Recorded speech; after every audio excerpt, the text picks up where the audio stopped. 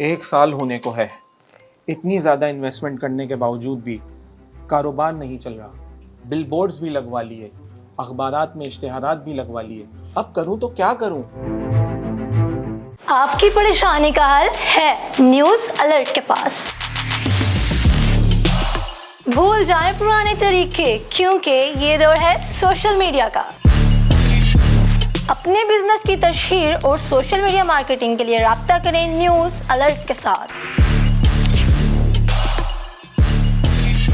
News alert की professional team आपका पैगाम पहुंचाएगी सोशल मीडिया के 3 मिलियन से ज़ायद फॉलोअर्स और सब्सक्राइबर्स तक।